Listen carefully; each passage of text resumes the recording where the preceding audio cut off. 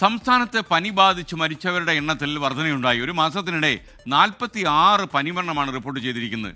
എലിപ്പനി ബാധിച്ചും 28 പേരുടെ മരണം റിപ്പോർട്ട് ചെയ്തു. തിരുവനന്തപുരത്ത് നിന്ന് കൂടുതൽ വിശദാംശങ്ങളുമായി MG പ്രതീഷ് തത്സമയം മോർണിംഗ് ഷോയിൽ ചേരുകയാണ്. Pratheesh, good morning. ഒരു നല്ല ഞായറാഴ്ച താങ്കൾക്ക് നേരുന്നു. വിവരങ്ങൾ എന്തൊക്കെയാണ്, പറയൂ.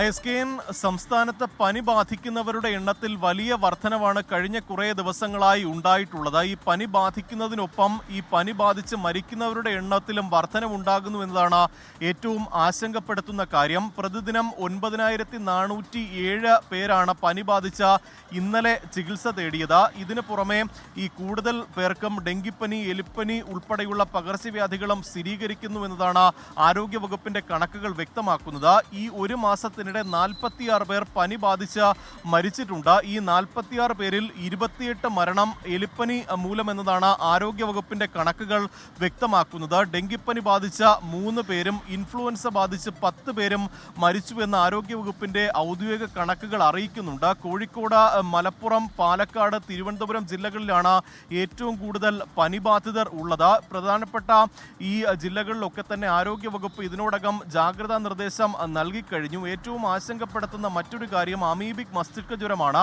വടക്കൻ കേരളത്തിൽ ഉൾപ്പെടെ ആരോഗ്യവകുപ്പ് അതീവ ജാഗ്രത മസ്തിഷ്ക ജ്വര കേസുകളിൽ പുറപ്പെടുവിച്ചിട്ടുണ്ട്.